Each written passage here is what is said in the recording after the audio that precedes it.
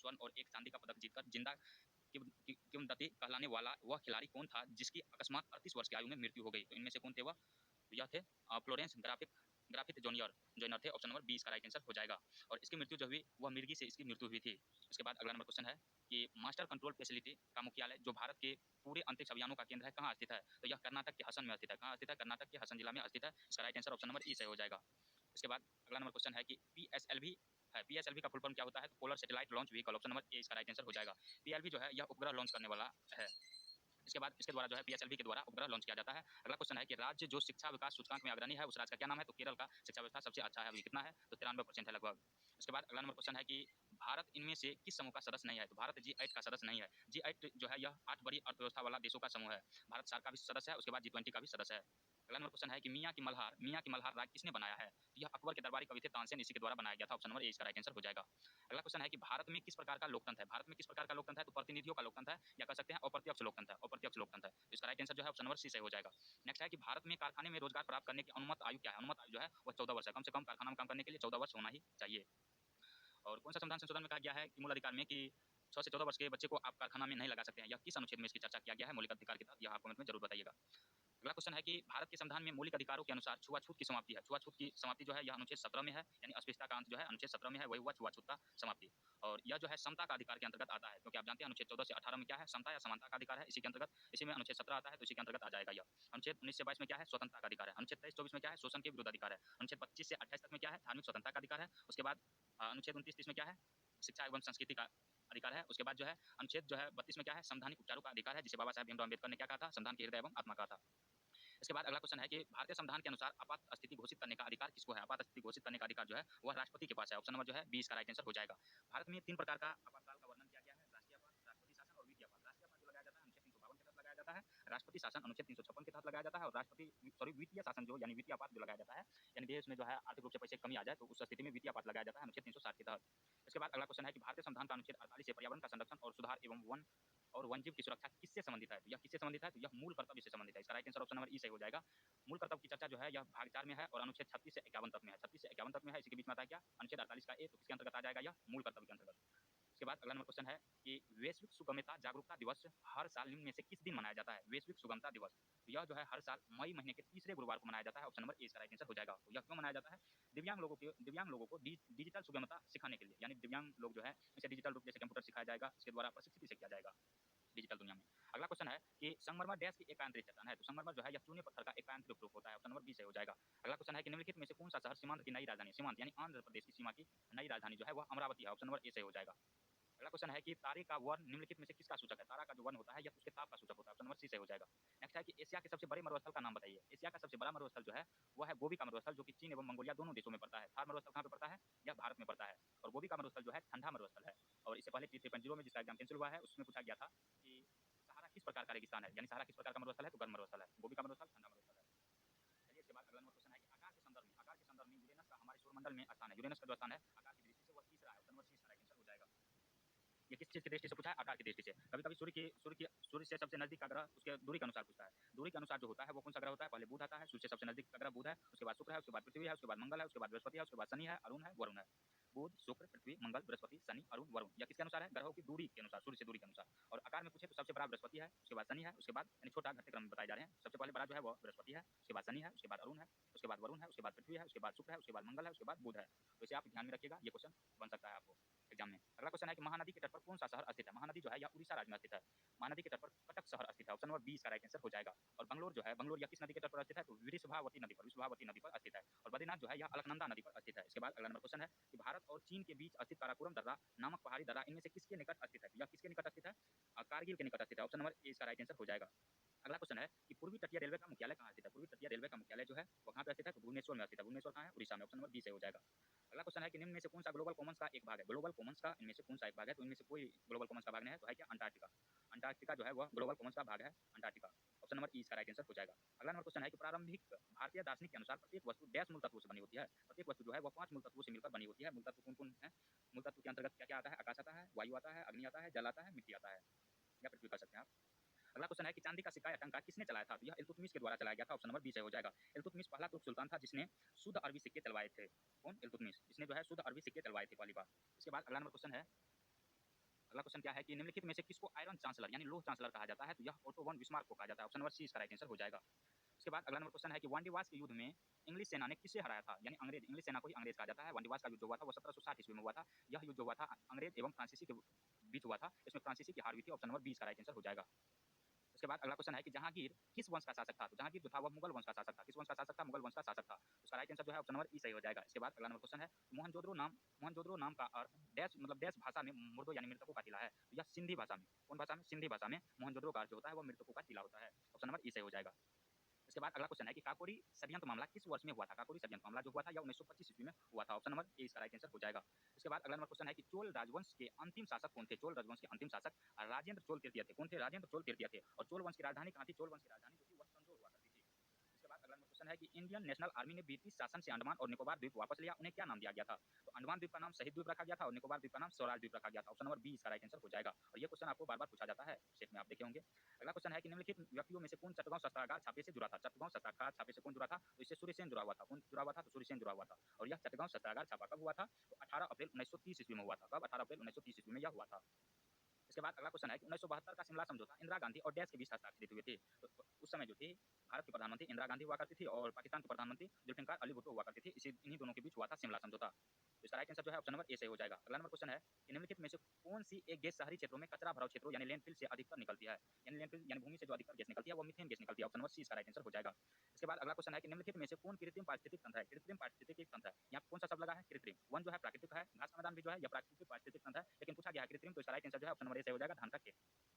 इसके बाद अगला क्वेश्चन है कि प्रदूषण के अध्ययन में एसपीएम किसे निर्दिष्ट करता है? प्रदूषण के अध्ययन में एसपीएम किसे निर्दिष्ट करता है? तो सस्पेंडेड, एसपीएम का फुल फॉर्म क्या होता है? एसपीएम का फुल फॉर्म होता है suspended particulate matter. Suspended particulate matter होता है। यह जो होता है एसपीएम जो होता है यह महीन धूलकण होता है, जिसका आकार जो होता है एक पतला बाल जो होता है इससे 30 गुना छोटा होता है, और यह धूलकण जो है श्वास नली के माध्यम से फेफड़ों में पहुंच जाता है तथा शरीर के लिए यह हानिकारक होता है। क्या? तो एसपीएम। अगला नंबर क्वेश्चन है कि निम्नलिखित में से पारिस्थितिक तंत्र का कौन सा एक जीवीय संगठक नहीं है? पारिस्थितिक तंत्र का एक जीवीय संगठक नहीं है पूछा है, तो ये भी जीवीय संगठक है, वनस्पति भी है, जीवाणु भी है और जानवर भी है। तो नहीं पूछा है तो इसका राइट आंसर ऑप्शन नंबर ई सही हो जाएगा। ये सब तो है, यानी इनमें से कौन सा नहीं है? तो कोई नहीं हो जाएगा। ऑप्शन नंबर ई सही हो जाएगा। अगला नंबर क्वेश्चन है कि निम्नलिखित में से कौन सा एक जीवाणुविक क्रिया निम्नलिखित में से कौन सा एक जीवाणुविक क्रिया द्वारा अपघटित नहीं होता है? क्वेश्चन को ही दो बार लिख दिया गया है। चलिए इसका ऑप्शन देखते हैं। इसका राइट आंसर जो है कौन सा सही हो जाएगा? ऑप्शन नंबर सी से हो जाएगा, प्लास्टिक पदार्थ। यह जो है अपघटक मतलब जीवाणु के द्वारा अपघटित नहीं होता है। इसके बाद अगला नंबर क्वेश्चन है कि पारिस्थितिक क्वेश्चन क्या है? पारिस्थितिकीय पदचिह्न क्या अनुरूपित करता है? पारिस्थितिकीय पदचिह्न क्या अनुरूपित करता है? तो इसका right answer option number A से हो जाएगा, संसाधनों की आवश्यकता को पूरा करने के लिए उत्पादक भूमि तथा जल का क्षेत्र निरूपित करता है। कौन? पारिस्थितिकीय पदचिह्न। ऑप्शन नंबर ए इसका राइट आंसर हो जाएगा। और सर्वप्रथम जो है पारिस्थितिक शब्द की कल्पना किसने की थी, यानी पारिस्थितिक शब्द का प्रयोग सर्वप्रथम किसने किया था? तो अर्नस्ट हैकेल ने किया था। किसने किया था? अर्नस्ट हैकेल ने किया था। अर्नस्ट हैकेल ने किया था। यह क्वेश्चन बार बार पूछा जाता है एग्जाम में। और पारिस्थितिक तंत्र की सर्वप्रथम किसने चर्चा की थी, तो ये क्वेश्चन भी बनता है आपको, आप देख लीजिएगा। अगला क्वेश्चन है कि निम्नलिखित में से किस कार्य से पारिस्थितिक संतुलन बिगड़ता है? पारिस्थितिक संतुलन जो है यह लकड़ी यानी जंगलों के काटने से बिगड़ता है। ऑप्शन नंबर ए इसका राइट आंसर हो जाएगा। इसके बाद अगला क्वेश्चन है कि निम्नलिखित में से कौन से एक वस्तु समूह में जैव निम्नकरणीय वस्तु शामिल है? जैव निम्नकरणीय वस्तु शामिल है। इसका राइट आंसर जो है ऑप्शन नंबर ई से हो जाएगा, किसी में शामिल नहीं है। जैसे कांच, ये जो है जैव के द्वारा अपघटित होगा? नहीं होगा। लोह खुरचन जो होगा यह भी नहीं होगा। ये प्लास्टिक जो है यह भी नहीं होगा। तो इसका राइट आंसर उपयुक्त में से कोई नहीं हो जाएगा। कागज घास तो सर गल जाते हैं, वो होगा, लेकिन कांच नहीं होगा, इसमें ये नहीं होगा, और इसमें जो है प्लास्टिक एवं चमड़ा भी नहीं होगा। अगला क्वेश्चन है कि निम्नांकित में से एक सर्वाधिक भंगुर पारिस्थितिकीय तंत्र जो वैश्विक तापन द्वारा सबसे पहले प्रभावित होगा, यह कौन सा हो जाएगा? आर्कटिक एवं ग्रीनलैंड हिमचादर। ऑप्शन नंबर ए इसका राइट आंसर हो जाएगा। इसके बाद अगला क्वेश्चन है कि निम्नलिखित में से कौन एक वायु प्रदूषण की रोकथाम की एक यंत्रीय विधि नहीं है? क्या? यंत्रीय विधि नहीं है। इनमें से सब जो है ये सब यंत्रीय विधि है पारिस्थितिकी की प्रदूषण रोकथाम की, लेकिन है कौन नहीं? तो इसका राइट आंसर जो हो जाएगा साइक्लोन डिवाइडर जो है यह वायु प्रदूषण रोकथाम की यंत्रीय विधि नहीं है। ऑप्शन नंबर ई इसका राइट आंसर हो जाएगा। उसके बाद चलिए अगला क्वेश्चन देखते हैं। क्वेश्चन क्या कहता है कि निम्न में से कौन सा युग्म सही सुमेलित नहीं है? सही सुमेलित नहीं है। तो ओजोन अवक्षय जो होता है, ओजोन परत का अवक्षय जो होता है वो क्लोरोफ्लोरोकार्बन के द्वारा होता है। अम्ल वर्षा जो होता है NO2 और SO2 दोनों के द्वारा होता है, नाइट्रिक एसिड के कारण भी होता है। लेकिन रॉकेट ईंधन में केरोसिन तेल का सिर्फ प्रयोग नहीं किया जाता है, बल्कि पेट्रोलियम का प्रयोग किया जाता है। तो इसका यही गलत है, यानी सुमेलित नहीं है। तो ऑप्शन नंबर सी सही हो जाएगा। अगला नंबर क्वेश्चन है कि दो पारिस्थितिक तंत्रों के मध्य के संक्रमण क्षेत्र को कहते हैं। दो पारिस्थितिक तंत्रों के मध्य के संक्रमण क्षेत्र को इकोटोन कहा जाता है। ऑप्शन नंबर सी इसका राइट आंसर हो जाएगा। इसके बाद अगला नंबर क्वेश्चन है कि नीचे दो कथन दिए गए हैं, एक कथन है और एक कारण है, इनमें से बताना है आपको कौन सही है या गलत है। प्रदूषण मित्रवत क्रियाकलापों की रोकथाम तथा नियंत्रण करने के लिए प्रशासनिक इच्छा की आवश्यकता होती है। यह क्या है? प्रशासनिक इच्छा की आवश्यकता होती है। ऑप्शन नंबर ए यानी कथन सही है। जन मित्रवत पर्यावरण की सृजन और रखरखाव अंतर विषयों को प्रयासों की सफलता पर निर्भर करता है। ये भी सही है, यानी ए और आर दोनों सही है, साथ ही साथ व्याख्या भी करता है। ऑप्शन नंबर ए इसका राइट आंसर हो जाएगा। अगला नंबर क्वेश्चन है कि द्वितीय बोध संगति की अध्यक्षता किसने की थी? द्वितीय बोध संगति की अध्यक्षता सावक मीर ने किया था। ऑप्शन नंबर ए से हो जाएगा। अगला क्वेश्चन है कि 1923 के चुनावों में बिहार में स्वराज पार्टी ने विधान परिषद में कितनी सीटें प्राप्त की थी? तो यह कितनी सीटें प्राप्त की थी? तो 10 सीटें प्राप्त की थी। ऑप्शन नंबर ए इसका राइट आंसर हो जाएगा। उसके बाद अगला नंबर क्वेश्चन है कि 1830 के दशक में पटना किस विद्रोह का केंद्र था? कब पूछा है? 1830 के दशक में जो था पटना, यह वहाबी विद्रोह का केंद्र था। किस विद्रोह का? वहाबी विद्रोह का केंद्र था। इसका राइट आंसर जो है ऑप्शन नंबर ई सही हो जाएगा। इसके बाद अगला नंबर क्वेश्चन है कि राजा मानसिंह को बिहार प्रांत का प्रांतपति किसने नियुक्त किया था? प्रांतपति इसे किसने नियुक्त किया था बिहार का? तो अकबर ने। ऑप्शन नंबर सी इसका राइट आंसर हो जाएगा। उसके बाद अगला क्वेश्चन है कि 1857 के विद्रोह का नेतृत्व बिहार में किसने किया था? 1857 के विद्रोह का नेतृत्व बिहार में किसने किया था? तो कुंवर सिंह ने किया था। कहाँ से किया था? तो जगदीशपुरा, जो कि आरा में पड़ता है, वहीं से इसने नेतृत्व किया था 1857 के विद्रोह का। अगला क्वेश्चन है कि दक्षिण अफ्रीका के किस रेलवे स्टेशन पर गांधी जी को ट्रेन से फेंका गया था? तो पीटर्सबर्ग हो जाएगा, यहाँ पे पीटर्सबर्ग रेलवे स्टेशन से। ऑप्शन नंबर बी इसका राइट आंसर हो जाएगा। और दक्षिण अफ्रीका जो गांधी जी गए थे वो किस जहाज से गए थे? तो एसएच राजपुताना जहाज से गए थे। और वापस कौन जहाज से लौटे थे? ऐसे वेंटियागो या सेंटियागो हो जाएगा, आप देख लीजिएगा, इसी प्रकार का नाम है। और गांधी जी जो है दक्षिण अफ्रीका में अपने जीवन के 21 साल गुजारे थे। कितने वर्ष? 21 साल। अगला क्वेश्चन है कि निम्नलिखित युद्धों में से किस एक ने भारत में फ्रेंच के भाग का निर्माण कर दिया? तो यह क्वेश्चन है कि निम्नलिखित युद्धों में से किस एक युद्ध ने भारत में फ्रेंच के भाग का निर्माण कर दिया? तो इसका राइट आंसर जो है ऑप्शन नंबर ई सही हो जाएगा। यह युद्ध जो क्या था, वह वांडीवास युद्ध के द्वारा हुआ था। वांडीवास युद्ध के द्वारा हुआ था। वांडीवास का युद्ध हुआ था 1760 ईस्वी में हुआ था। इसके बाद अगला क्वेश्चन आता है कि भारतीय संविधान के किस अनुच्छेद में राज्य सरकार को ग्राम पंचायत के संगठन का निर्देश देता है? तो भारत सरकार जो है भारतीय संविधान में राज्य सरकार को ग्राम पंचायत के संगठन यानी गठन का निर्देश देता है। अनुच्छेद 40, ऑप्शन नंबर 20 का राइट आंसर हो जाएगा। और अनुच्छेद 44 में क्या है? समान सिविल संहिता है। और अनुच्छेद 32 में जो है संविधान क्या कहते हैं, संवैधानिक उपचारों का अधिकार है। और अनुच्छेद 48 में जो है गोवध पर हत्या है, गोवध एवं दुधारू पशु पर हत्या है। इसके बाद अगला क्वेश्चन है कि गरबा नृत्य को यूनेस्को की अमूर्त सांस्कृतिक विरासत की लिस्ट में शामिल किया गया, यह किस राज्य से संबंधित है? तो गरबा जो लोकनृत्य है यह गुजरात का है। ऑप्शन नंबर सी सही हो जाएगा। उसके बाद अगला क्वेश्चन है कि जयपुर वैक्स म्यूजियम में हाल ही में किसकी प्रतिमा का अनावरण किया गया है? किसकी प्रतिमा का अनावरण किया गया है? तो डॉक्टर बी आर अम्बेडकर की प्रतिमा का अनावरण किया गया है। और इसकी प्रतिमा की जो ऊंचाई होगी वह 5 फीट 11 इंच होगी, 5 फीट 11 इंच होगी। इसके बाद अगला क्वेश्चन है कि दुनिया के पहले पोर्टेबल हॉस्पिटल का उद्घाटन कहाँ किया गया है? दुनिया के पहले पोर्टेबल हॉस्पिटल का उद्घाटन हरियाणा के गुरुग्राम में किया गया है। कहाँ पे? हरियाणा के गुरुग्राम में। ऑप्शन नंबर ई इसका राइट आंसर हो जाएगा। नेक्स्ट क्वेश्चन है कि Scottish junior open squash under 19 का टाइटल किस खिलाड़ी ने जीता? ये किस खिलाड़ी ने इस टाइटल जीता? तो इसका राइट आंसर जो है ऑप्शन नंबर ए से हो जाएगा, अनाहत सिंह ने। अगला नंबर क्वेश्चन है कि कॉपर की खोज और खनन परियोजनाओं के लिए भारतीय प्रतिनिधिमंडल किस देश की यात्रा पर जाएगा? तो अफ्रीका महादेश में पड़ता है जाम्बिया देश, यहीं पर जाएगा। ऑप्शन नंबर ए इसका राइट आंसर हो जाएगा, अफ्रीकी। अगला क्वेश्चन है कि भारतीय नौसेना का बहुराष्ट्रीय अभ्यास मिलन 24 का आयोजन कहाँ किया गया है? तो इसका आयोजन जो है कहाँ पे किया गया है? विशाखापट्टनम में। ऑप्शन नंबर ए इसका राइट आंसर हो जाएगा। नेक्स्ट क्वेश्चन है कि कादियाल सारी किस राज्य से संबंधित है जिसे हाल ही में जीआई टैग मिला है? क्या मिला है? GI tag. कादियाल सारी कहाँ का है? तो पश्चिम बंगाल यानी वेस्ट बंगाल का है। ऑप्शन नंबर सी सही हो जाएगा। इसके बाद अगला क्वेश्चन है कि भारत ने लिथियम की खोज और खनन के लिए किस देश के साथ करार किया है? भारत ने लिथियम की खोज और खनन के लिए किस देश के साथ करार किया है? तो इसका राइट आंसर जो है ऑप्शन नंबर बी से हो जाएगा, अर्जेंटीना। कौन से हो जाएगा? अर्जेंटीना। ऑप्शन नंबर बी का राइट आंसर हो जाएगा। नेक्स्ट क्वेश्चन है कि हेमेटोलॉजी हेमेटोलॉजी का अध्ययन डैश से संबंधित है? हेमेटोलॉजी का अध्ययन जो होता है वह किससे संबंधित होता है? तो रक्त से संबंधित होता है। ऑप्शन नंबर बी इसका राइट आंसर हो जाएगा। इसके बाद अगला क्वेश्चन आता है कि उस अंग का नाम दे जहां भ्रूण विकसित होता है। भ्रूण कहां पे विकसित होता है? गर्भाशय में। ऑप्शन नंबर ए इसका राइट आंसर हो जाएगा। गर्भाशय जो होता है वह मादा प्रजनन अंग होता है।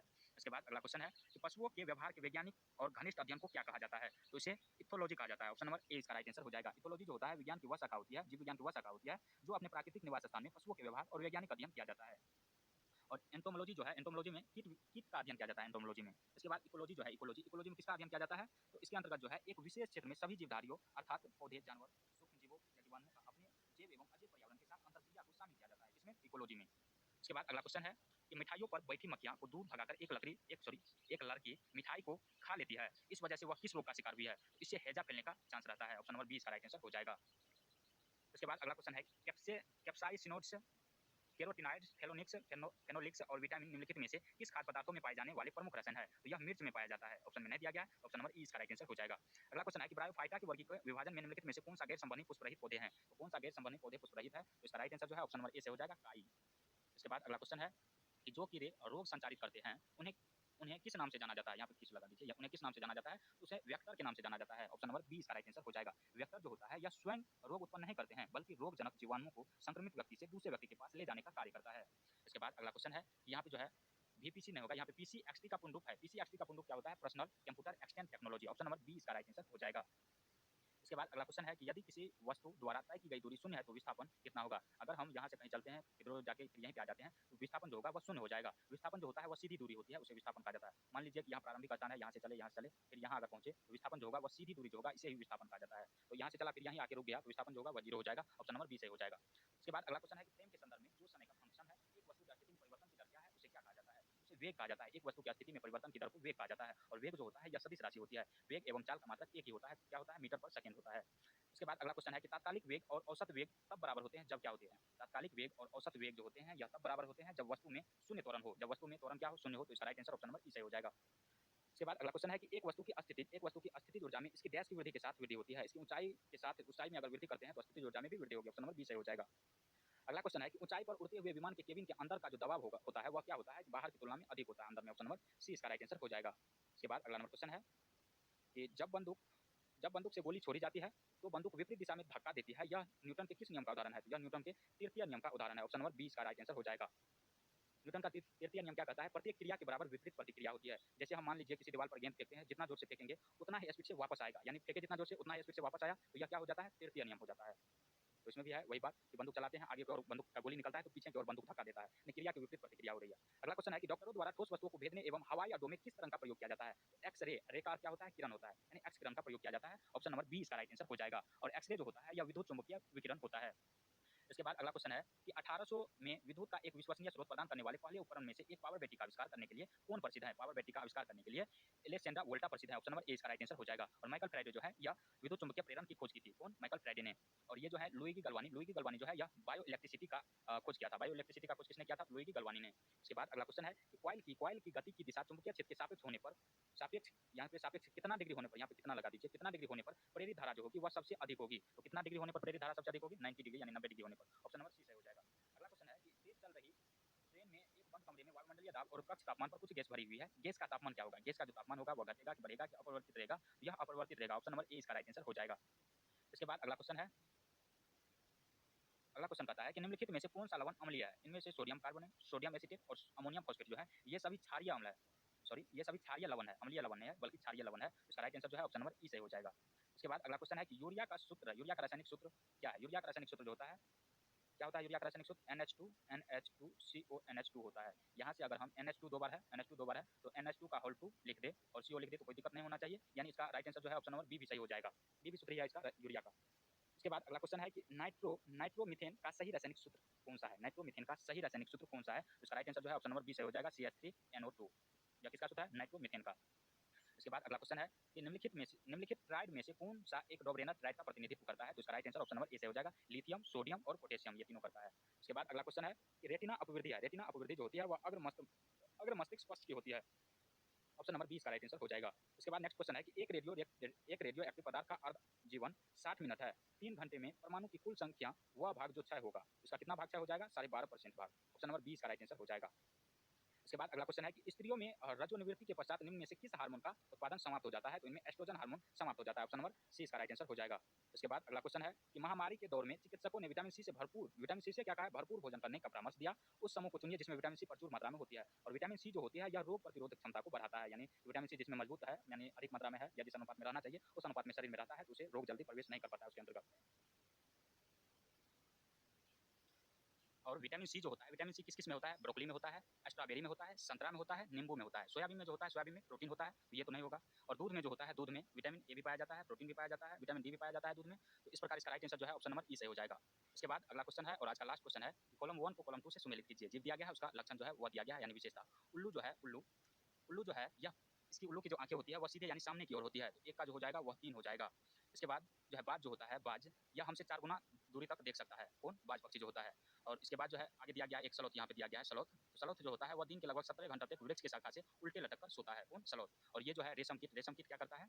रेशम कीट अपनी मादा को उसकी गंध से कई किलोमीटर की दूरी से पहचान सकता है। तो इसका राइट आंसर जो है इस प्रकार ऑप्शन नंबर सी सही हो जाएगा। तो आज का वीडियो आपको कैसा लगा कमेंट सेक्शन में जरूर बताएं। अपनी जो भी राय हो, आपको किस विषय पर वीडियो चाहिए वो हमें कमेंट सेक्शन में जरूर बताएं। मिलते हैं नेक्स्ट वीडियो में, तब तक के लिए जय हिंद, जय भारत।